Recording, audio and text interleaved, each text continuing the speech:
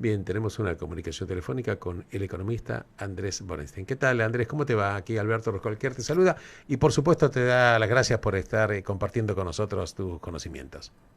Hola, buen día, Alberto, ¿todo bien? Bien, todo bien. Bueno, te voy a hacer una pregunta que seguramente te la hacen permanentemente. ¿Cómo ves la macroeconomía? Y fundamentalmente, ¿cómo ves la coyuntura para este año que recién empieza, pero que viene con todos sus bemoles?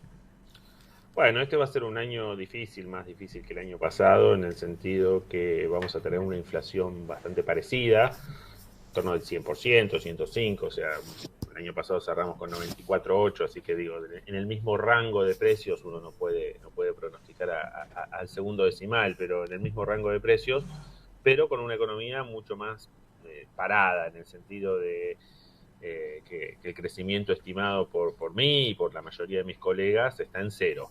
O sea, no tampoco una catástrofe, una mega recesión, no, pero una economía que no va a crecer. Por empezar, tenemos una sequía que es brava, y por otro lado, bueno, tenemos restricciones a las importaciones que hacen que la industria o muchos sectores o subsectores de la industria les cueste mucho aprovisionarse para poder producir.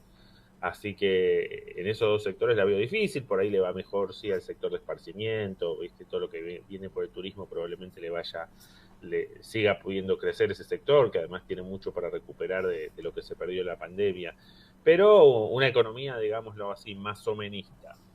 Correcto. Andrés, viste, el Fondo Monetario Internacional hizo una proyección para el año 2023 para la República Argentina, diciendo que el crecimiento es del 2%. ¿Cómo lo ves vos? Bueno, muy optimista.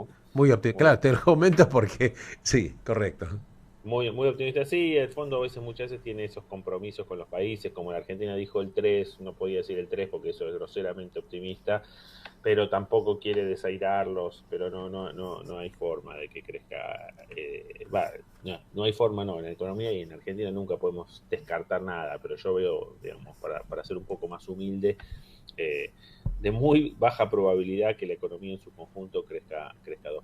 O sea, hasta ahora tenemos crecimiento cero e inflación de un rango promedio del 100%. Sí, es así viene el año, además hay que acordarse que es un año electoral, así que va a haber ruidos electorales, indudablemente, porque así es. Eh, Tenemos encima en Argentina el ruido electoral, tenemos un calendario bastante pesado con elecciones provinciales que se inician en abril, pero después en junio tenés el cierre de listas, que en Argentina siempre es sangriento. En agosto las PASO, en octubre las presidenciales, potencialmente en noviembre una segunda vuelta, el bolonqui de lo que va a ser la elección de la provincia de Buenos Aires, que si Milei va, si no va, si le saca los votos a la oposición, y entonces, bueno, todo eso son ruidos que digamos, no ayudan a la economía. Podemos discutir cuánto desestabilizan, pero ayudar no ayudan. No, seguro, seguro que.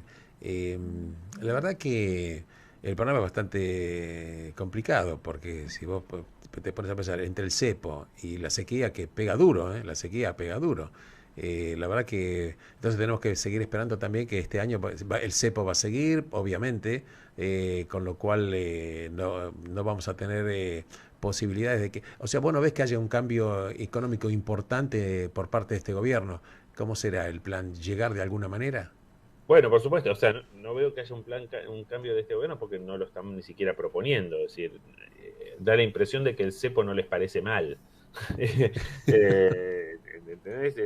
Naturalizan el vivir con cepo, que es algo que tienen, digamos, a un nivel de cepo como en Argentina, casi ningún otro país del mundo.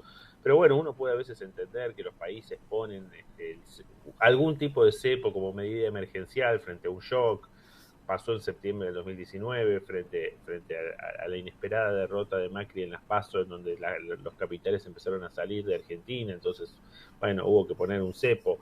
Eh, pero de transformar eso emergencial en algo permanente, es decir, este septiembre vamos a cumplir 4 años con cepo, y además el Claro. cepo fue enchastrándose. Recordemos que hay $18, que si uno agarra cualquier diario de hoy va a discutir, va a ver que están negociando el dólar fruta, el dólar carne, la próxima edición del dólar soja. Es decir, vos tenés que llorar para que conseguir que el gobierno te dé otro dólar. Cada vez que el gobierno te da otro dólar, lo pagamos todos. Esto porque digamos, esto tiene costo fiscal, que el gobierno además lo pone debajo de la alfombra. Eh, Pero, Bueno, pero de todas maneras, Andrés, a pesar que está el dólar soja, el dólar fruta, el dólar, no sé, el que fuere, pero en el neto el crecimiento de reservas es prácticamente muy pequeño. no, crecimiento de reservas con suerte, digamos, porque no, digamos, este año lo más probable es que las reservas caigan. Hubo crecimiento en diciembre por el dólar soja y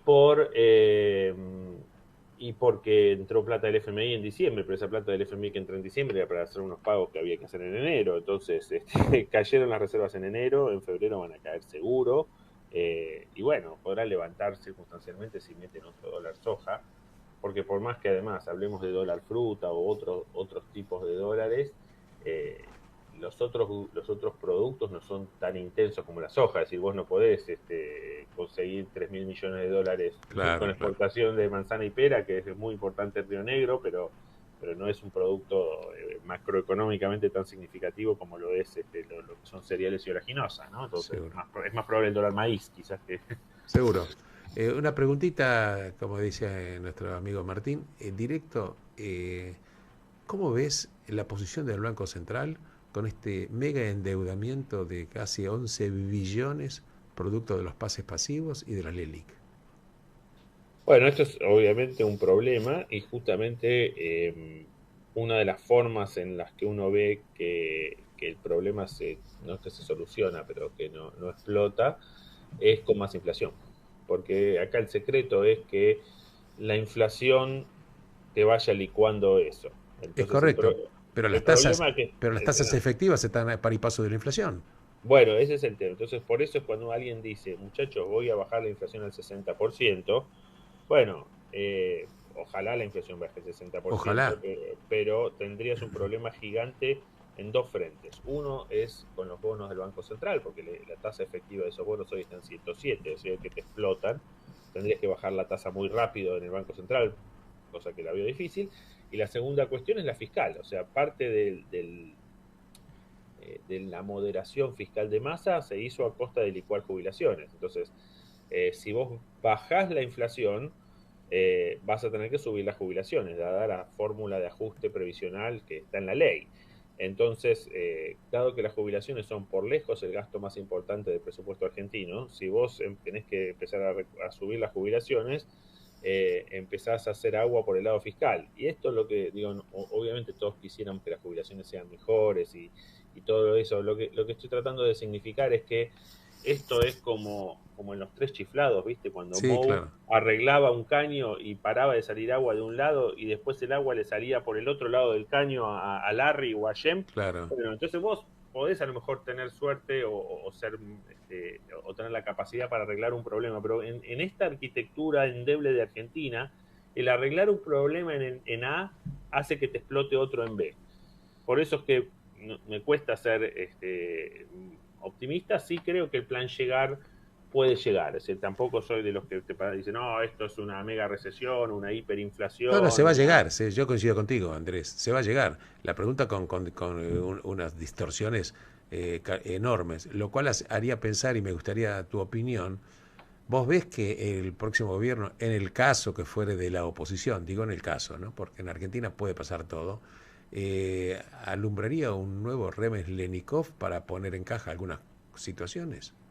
Mira, no sé si digamos, si ponerlo en estos términos y la cita Jorge Remes, pero algo de eso puede ser. O sea, claramente la herencia va a ser muy complicada y claramente va a haber que tomar medidas que no van a ser probablemente muy simpáticas, ¿no? Porque hay que hacer lo que se llama en la jerga un plan de estabilización y los planes de estabilización no se pueden hacer con parches. O sea, uno de los prerequisitos de hacer un plan de estabilización es alinear los precios relativos. Alinear los precios relativos, traducido al castellano, es básicamente que vos tenés que tener un tipo de cambio que sea razonable, no que es un dólar muy barato a 185 o 188, y por supuesto dejar de subsidiar masivamente la luz y el gas.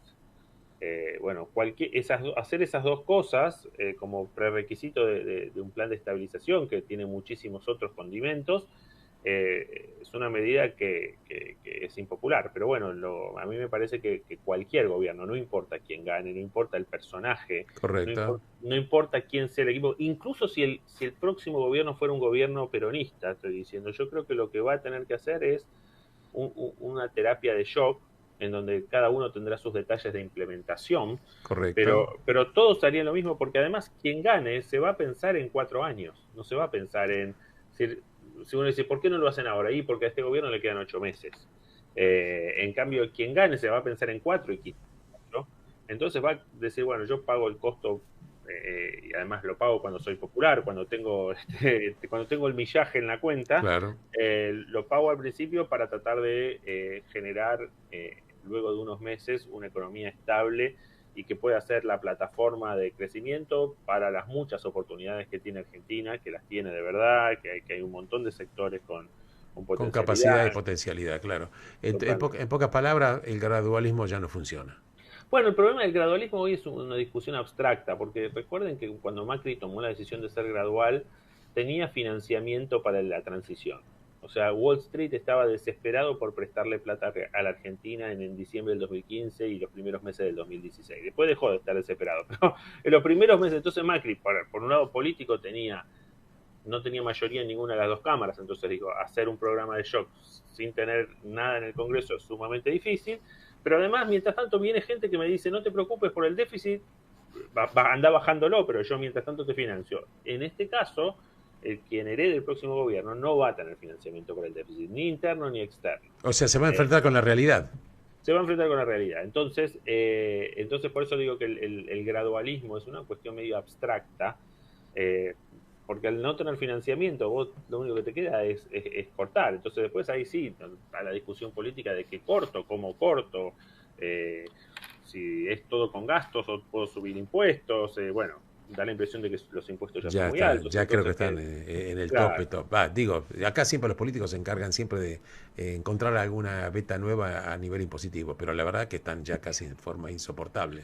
por eso es que todos creemos que va a ser más vía gasto. El sector público en Argentina se multiplicó por 3 en los últimos 20 años, por 2 en términos del PBI, por 3 en términos reales. Eh, Pero ¿puedes hace, repetir la cifra para que la gente escuche bien y tenga sí, conciencia? ¿Por el cuánto sector se... público argentino gasta el doble de lo que gastaba en términos de su economía, en términos del PBI. Y si uno mira, por ejemplo, el sector público federal, o sea, el gobierno nacional, lo que gastaba en 2002-2003, gasta en términos reales el triple. Uno puede argumentar que lo que gastaba en 2002-2003 era bajo, puede ser, pero haber triplicado de todas maneras No da, es una barbaridad. no da. Bueno, Andrés, la verdad, no me dijiste nada bueno. Bueno, pero No, para eso, bueno todo, pero nada lindo. claro, como escuché alguna vez, el problema es que mi apellido no es Lexotanil, entonces, La verdad que te mando un abrazo enorme, Andrés. Muchísimas gracias por tu gentileza y nos comunicamos en cualquier momento. Gracias hasta de todo luego, corazón. gracias. Gracias, querido. He dialogado con el economista, el señor Andrés Borenstein.